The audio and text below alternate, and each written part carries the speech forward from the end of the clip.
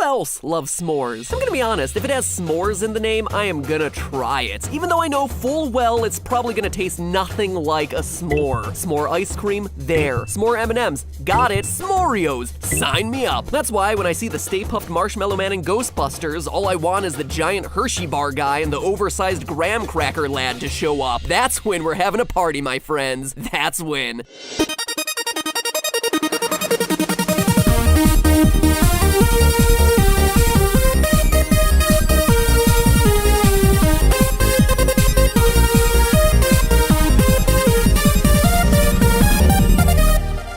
Internet, welcome to Film Theory, the show that asks questions about movies that others are too afraid to ask, or have too much self-respect to ask, but I'll let you decide which one it is. Man, in a summer crammed full with movies, there's one that everyone is talking about, Ghostbusters. But maybe not quite for the right reasons. I mean, the original 1984 version is an undisputed classic, holding down a 97% fresh rating on Rotten Tomatoes. But then fast forward to today, where the CGI-filled all-female reboot trailer is currently the most disliked movie trailer in the history of YouTube. Let me say that again. The most disliked trailer in the history of YouTube. Really, Internet, this is so much worse than this?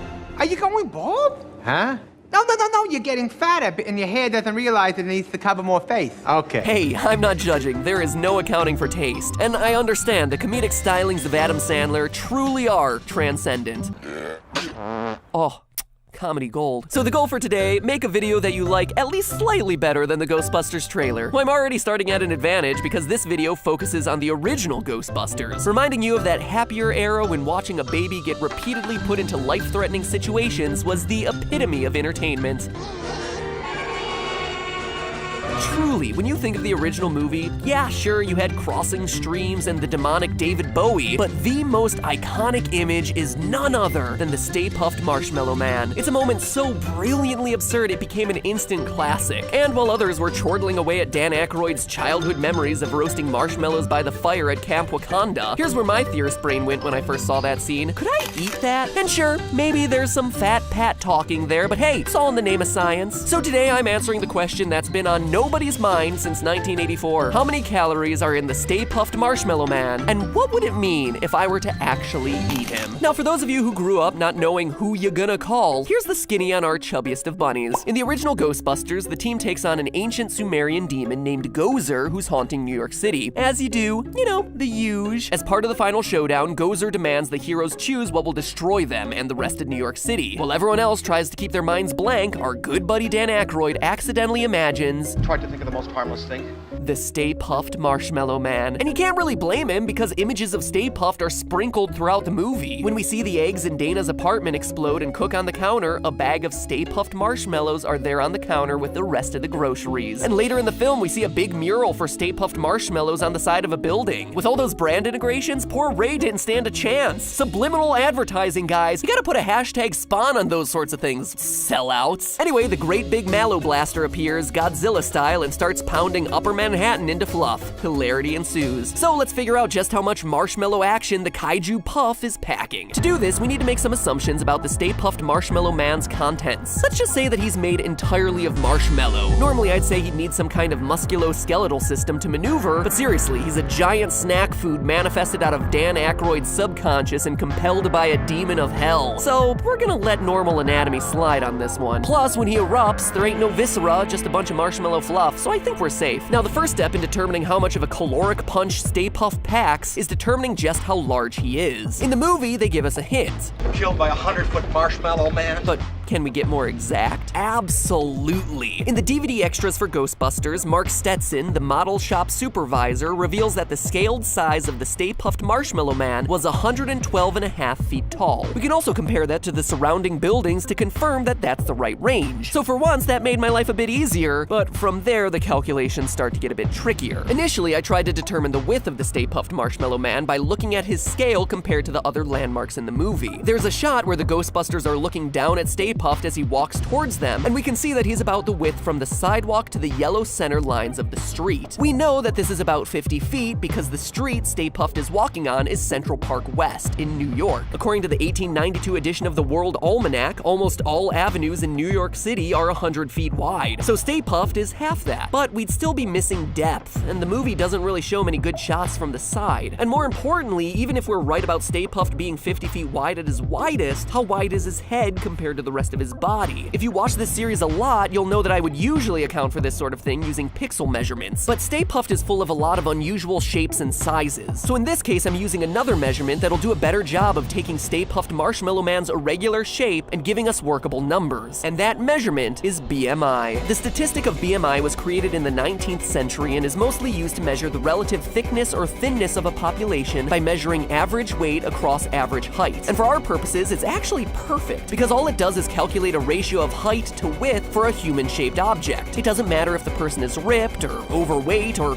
happens to be composed entirely of sugar. And looking at the Marshmallow Man, he's not just a bunch of cylindrical marshmallows stacked together. He's got folds and girth to them. He's much more human than he is purely geometric. So knowing that, take a look at this chart of body shapes and their associated BMIs. Stay Puft is round and has relatively thick limbs. From a purely scientific perspective, Stay Puft's shape indicates that he would have a very high BMI, and judging by the figures, a BMI of 40 is a good estimate, perhaps even a slightly conservative one. Hey, we will have no candy shaming on this channel, okay? But now that we have a height and a projected BMI for the Stay Puft Marshmallow Man, we can calculate how much he would weigh. Or, more accurately, we can determine how much a human being his size would weigh, and then go from there. The formula for body mass index states that BMI is equal to 703 times a person's weight in pounds divided by their height in inches squared. Stay Puft's height is 112.5 feet, which translates to 1,350 inches. When we square the height and then multiply the BMI of 40 by that number and then divide the result by 703, we have isolated weight of 103,698 pounds. But now, before you rage in the comments, no, obviously he doesn't weigh 103,000 pounds. Like I said, that would be the weight of the Stay Puft Man.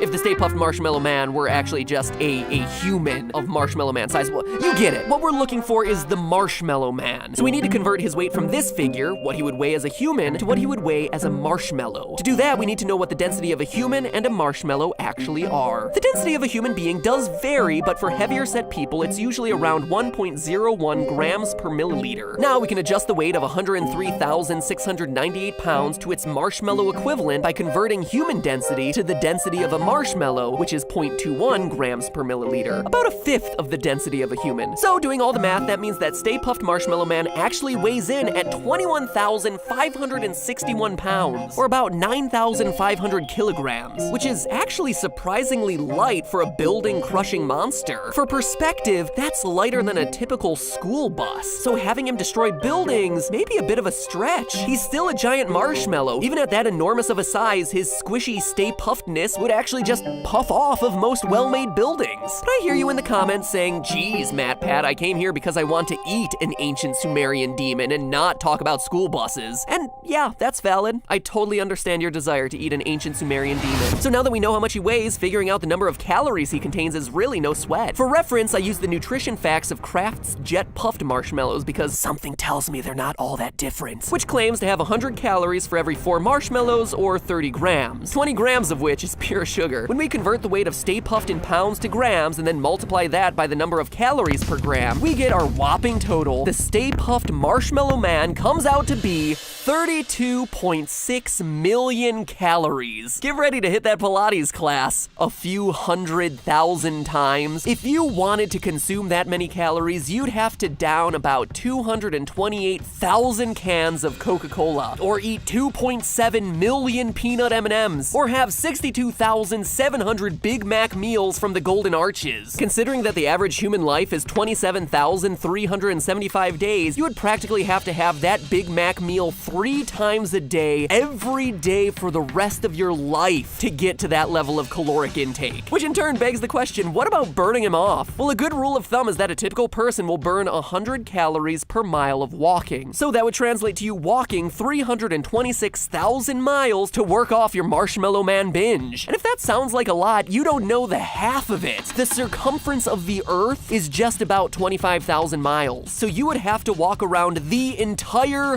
globe 13 times to burn off that Sumerian demon you consumed. Man, I knew I should have ordered off the lighter menu. The Caesar salad titan was calling my name. Considering the average caloric intake for a man is about 2,000 a day, that's nearly 44 years worth of calories in a single serving. Hungry? Why wait? Eat a Marshmallow Man. You'll be set for life. And talk about your sugar rush. One 100-foot tall Marshmallow Man is the equivalent of 6.52 million grams of sugar. That's 7 American tons. The equivalent of a fully grown adult African elephant made entirely of sugar. It's nearly 1.5 million Oreo cookies, single stuffed, which, let's be honest, is clearly inferior to double stuffed, so it's actually 1 million double stuff Oreos. You may have also seen studies about how much humans have increased their sugar intake over the course of our history. It's estimated to have risen 600% over the last 140 years. We now consume 130 pounds or 60,000 grams of sugar every year, which admittedly is a lot. But even in the face of this huge increase of sugar intake, Stay Puft represents 108 years of constantly shoving sugar into your face. So needless to say, the Stay Puft Marshmallow Man doesn't seem to be part of a balanced diet. But the big question of the day still remains, could you eat him? Technically, the answer is yes, but the fine print would say, not for very long. The problem is with the sugar. Toxicologists believe that a lethal dose of sugar for a human being is about 15 grams per kilogram of weight. I say believe because these are estimates. Apparently, it's pretty hard to find test subjects who are willing to eat sugar until they die.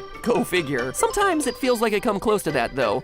Sorry, that's Fat Pat talking again. For a 150-pound adult, that lethal dose would be between 2 and 2.5 pounds of sugar, or about 1,000 grams, which, all things considered, isn't all that much. If you were committed to eating the beast, he would kill you 6,500 times over before you were done. Which means, in an ironic twist, the scariest thing about Stay Puft isn't his physical force. Remember, he's punching with less strength and density than a school bus. And it isn't crossing the streams. It's in fact his sugar content. Forget getting stepped on. He would literally kill you before you gnawed his toe off. But hey, that's just a theory. A film theory. And cut. But before I sign off, do you want to win $50,000? How about winning up to $2,000 every day for the rest of July? It sounds like it's a scheme, but it's not. I was selected to host a new reality competition series called The Runner for the entire month of July. And you guys, you at home, have the opportunity to win a bunch of cash. Basically, The Runner is a cross-country manhunt as a secret super soldier tries to make his way across the United States without getting caught. If he does it, he wins $500,000. But this is where you come in. It's up to 5 chaser teams and you guys online helping them to track him down and win that money for yourself by solving clues delivered live by me during a broadcast at the start of each day. You guys are theorists. You're totally gonna crush this. You win money by doing brain puzzles. That's it. So you interested? I hope so, because it's legitimately really cool.